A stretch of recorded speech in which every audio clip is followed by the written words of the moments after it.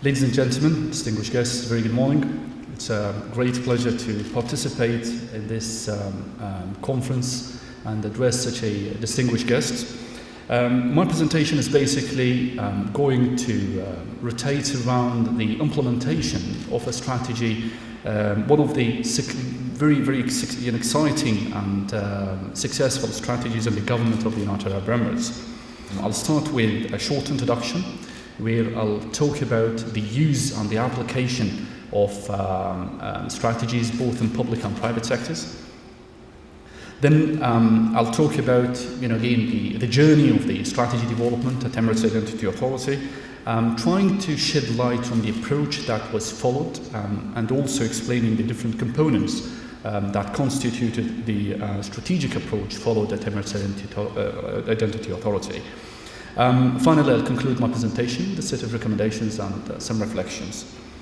So, to begin with, the first thing that comes to my mind whenever I think about strategies is basically the private sector.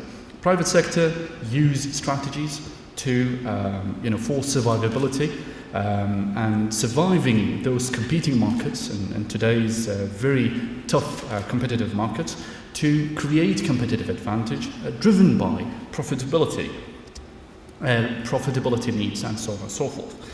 When I compare the private sector to the public sector, the set of priorities and objectives in government and public sector organizations are somewhat different. They tend to focus more on sustainability rather than on profitability.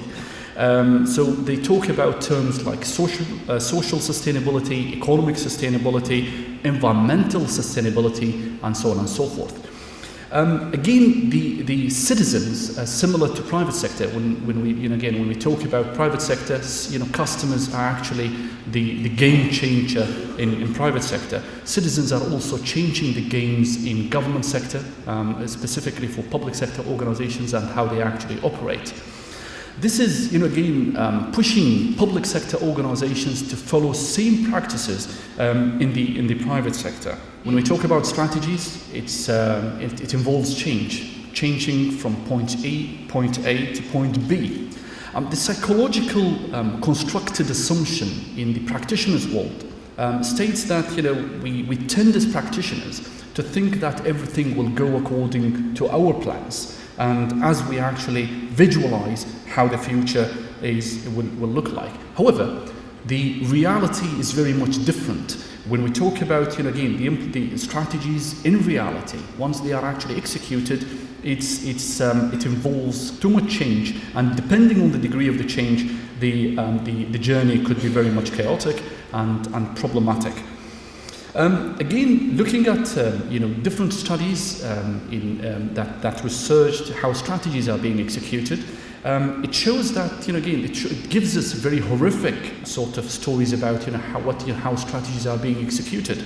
The studies indicate that 2/3 of strategies basically fail. There are different reasons for that. I'll try to highlight some of them in the final slides in my presentation. So, looking at the high failure rate of strategies in public and private sector organizations, the fact that we need to heed is that all those studies that actually evaluated the strategies are very much based on private sector case studies.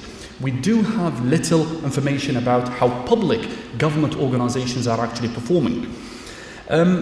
Looking at private sector, they are very much dynamic. They are, very much, faster to adapt to changes. Whereas the public sector, and because of their bureaucratic environment that they actually operate in, and the slow nature of responding to changes in the environment, we come to argue that the failure in public sector is very much predominant. Organizations, be it public sector or private sector, they need to understand, they need to comprehend thoroughly and learn about new terms and concepts underpinning the business world today.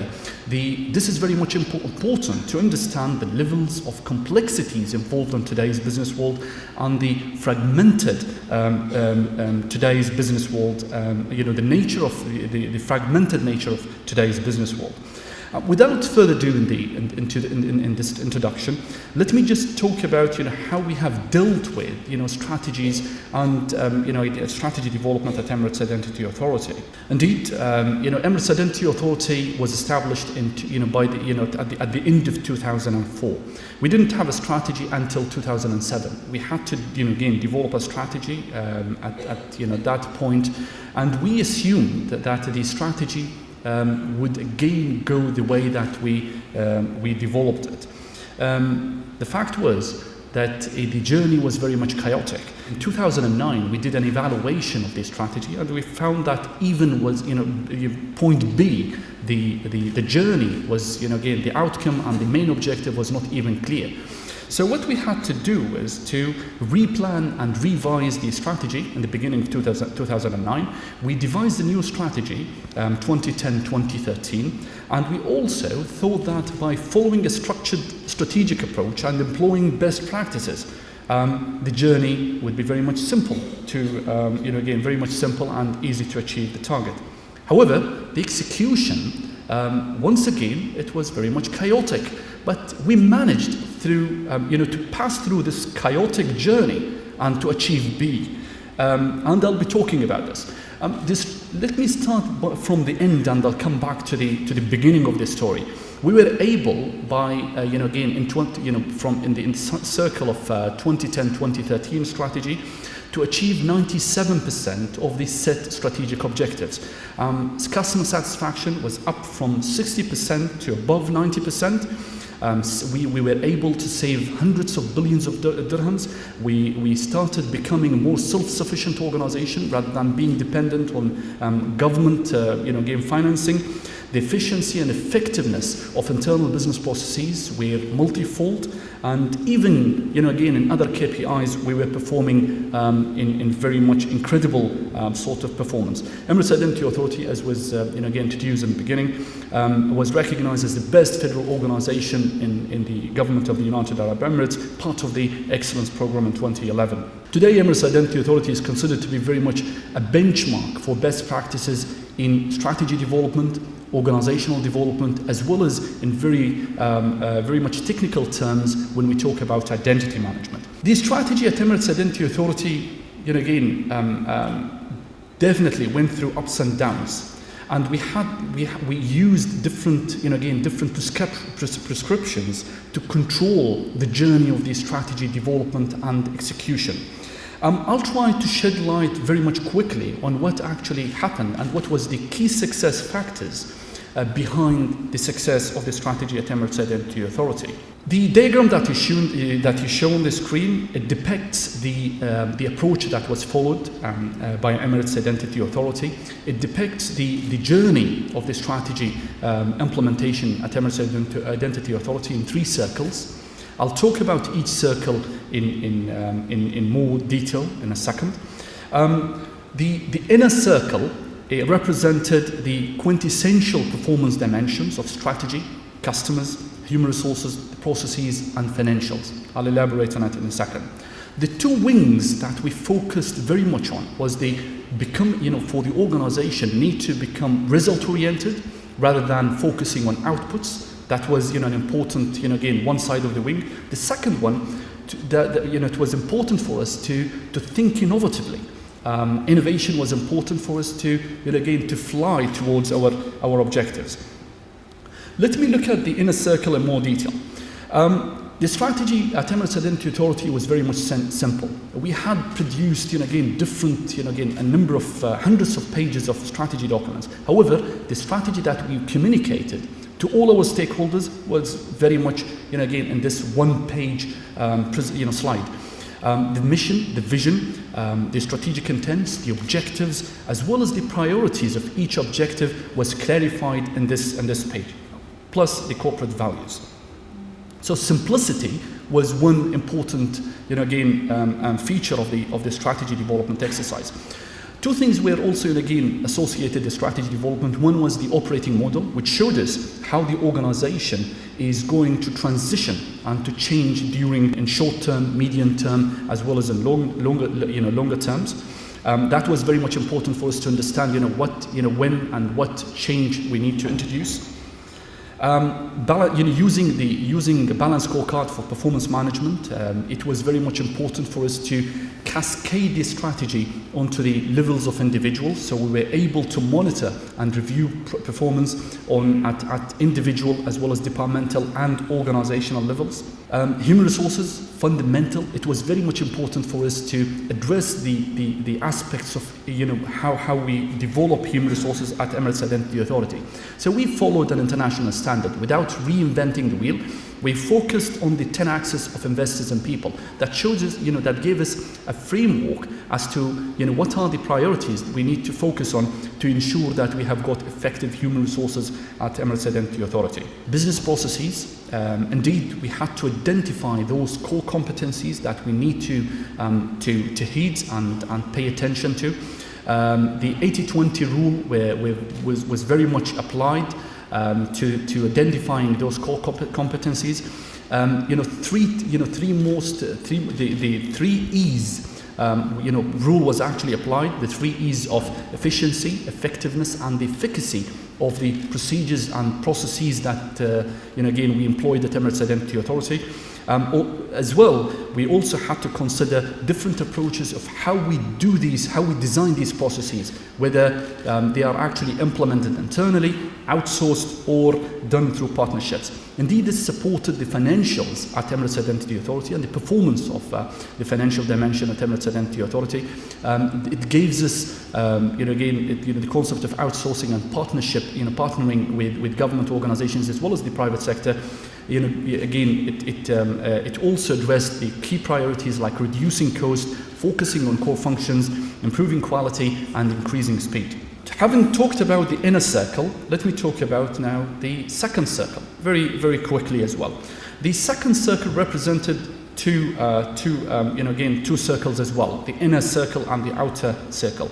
The inner one concentrated on the foundations, on the foundational activities, and the second circle, the outer ring, concentrated on the differentiation activities.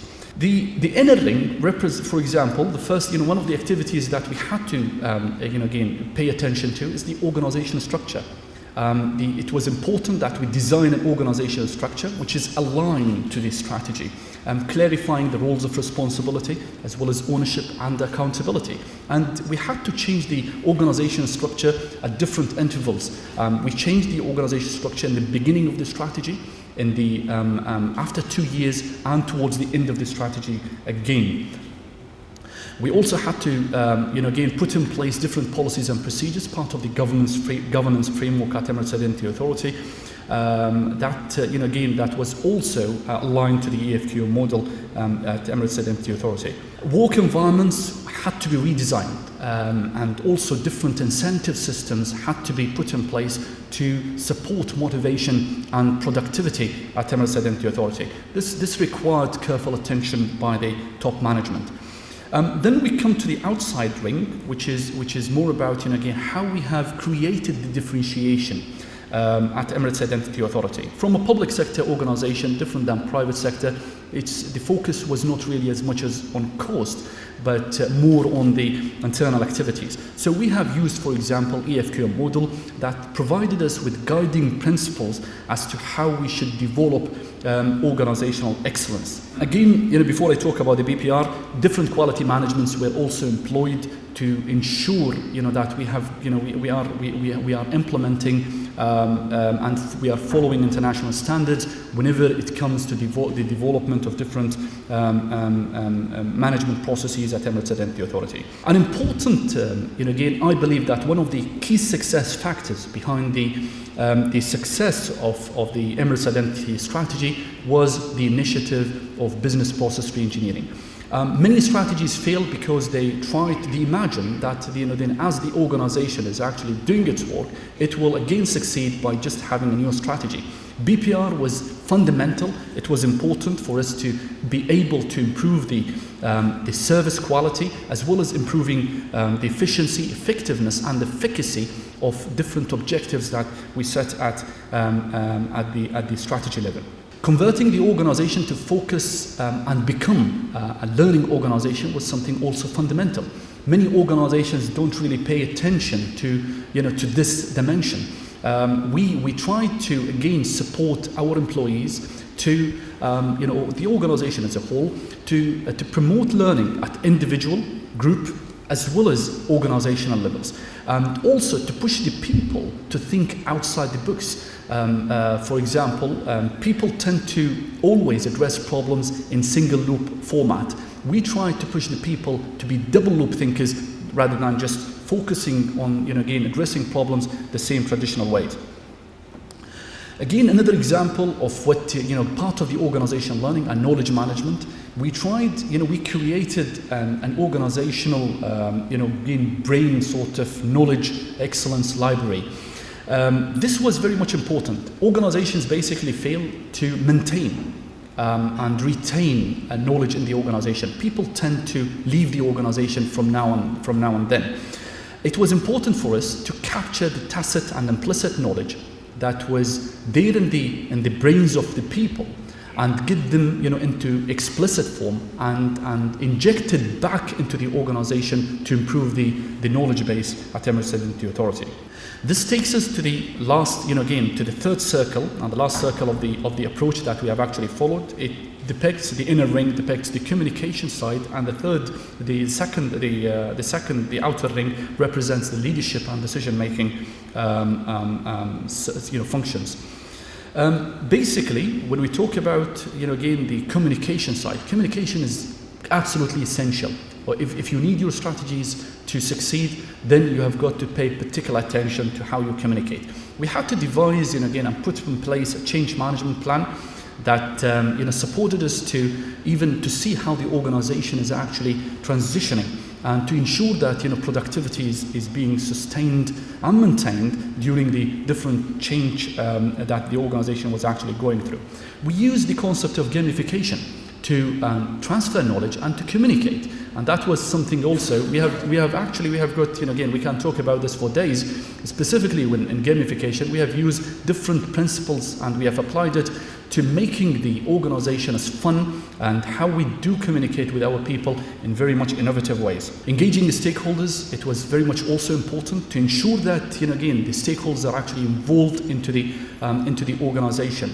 Perception was very much important for us, so we had to organize different workshops to involve our customers, our employees, as well as our partners in what we do at Emirates Identity Authority. For public government organizations, it's important for them to have a social media strategy in place. So we had to devise one at Emirates Identity Authority. Today we have got more than 16 channels that are actually open to customers to voice in and interact with Emirates Identity Authority. The last circle in the approach that we have actually followed at Emirates Identity Authority, it's more about leadership and where the focus of leadership need to be, again, directed towards. Project management was, absolutely foundational at Emirates Identity Authority. We had to manage projects, and we had to even create a project management office to monitor and control, again, projects, not to manage projects. The management of projects was assigned to the, responsible departments. We have also spent time in devising and developing a decision support systems that was so for example at Emirates Identity Authority I receive and as a management team I receive SMSs, emails, as well as I've got access to different systems that shows us what is happening at the organization level on daily basis by the minute. Again, if I say, if I had to reflect on, what were the key success factors behind the success of the strategy, this, again, what you see on the slide depicts a careful review and monitoring exercise that we performed at Emirates Identity Authority. That represents basically a weekly management meeting at Emirates Identity Authority that actually started from the beginning. It was 2 weeks in the beginning. Then we had to again intensify it. Until today, we have got weekly management meetings where we discuss the performance and we make daily decisions when actually needed. Even if the top of the organization is not there, for example, the Director General, the deputies are actually there. We have got 3 different deputies and they actually take role and they make decisions. This was in a nutshell the architecture and the approach that we have actually followed to ensure that our strategy was successful. I'm sure that, again, the content, the presentation of the content was a bit fast. You can, again, we are going to develop a more sort of comprehensive article to explain how we have, again, came up to all this and put it in writing and publish it very soon, and it's going to be available. So this takes us to the final part of my presentation. What you see on the screen right now are, for example, the top 10 reasons identified by the different studies that were performed to analyze why strategies fail. If we do some sort of a microscopic zoom-in view into these factors, we find that most of the factors are related to communication. Organizations face resistance because basically they fail to communicate. And 90% of the time, it's related to communication. When we talk about awareness, it's related to communication. Poor communication, by the name, it's related to communication. Team involvement. People, again, how we can support the involvement of the teams if we are not communicating clearly, what are their roles and how they can participate and engage in the journey of the strategy development. The goals clarity are very much also related to communication. We tend, and we are used as practitioners to devise very careful strategies to some extent, but we fail to communicate them. And this is very much, determines and shapes the overall culture at Emirates, at organizations overall. It's important, again, for the organizations to start looking at the solutions rather than just, again, having, without proper communication, organizations, again, fail to go to up the ladder and take the whole organization to focus on the solutions. But again, we have a culture. If we don't communicate well, we will have a culture where we pass blames, where people have got different excuses for explaining why they couldn't actually do their work as it was planned. The role of leadership is absolutely fundamental. Strategies are, again, leadership are the ones who have got the holistic picture. They are the ones who get the pieces together and make the bigger picture. The leadership role is, and again, I'm talking about enabled leadership. Their role is to push the organization to focus on the results and creating results where basically, and as a practitioner, and from the experience that we had in different projects, if we don't have proper leadership in organizations and as well as leadership at different, even at the departmental level, people tend to think on trivial issues that don't really contribute to the bigger picture. Strategies need to be linked to the supply chain of the organization. This is not just for private sector, this is also for public sector. Public sector government strategies tend to focus on some very much trivial or certain dimensions, forgetting about the other dimensions that constitute the whole organization. So it's very much important that we link our strategies to the value chain at our organizations. Also, organizations need to learn how to start from the end and not just and visualize how the end is going to look like. This is where many organizations actually fail. They, this is an experience that I had myself through, and I believe that many practitioners, and 2/3 of the world is actually having the same problem. It's where people are not able to visualize how the strategy is going to look like. Indeed, for strategies to be a success, we need, enabled leadership. We need a strategic framework on which, organizations, should actually follow. There is no right or wrong approach in strategy implementation. It's very much dependent on the circumstances that leadership emerge or exist in organizations. So there are different factors that definitely, make or deassemble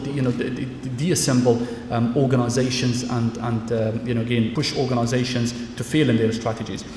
With that, I conclude my presentation. I hope that the material and the content was as digestive as I actually designed it. I had to stick with the time frame that was actually allowed to me. If you need to read more about, again, our strategy, the 2010-2013 strategy, or the new strategy, 2014-2016, you can visit our website, download the different booklets that we have developed. It explains the journey in more details. If you'd like to also read about some reflections from practitioners' perspective, you can also download the articles that we have developed in the past few years. If you have got any questions, please feel free to ask. I'm here to in the coming half an hour. Thank you very much.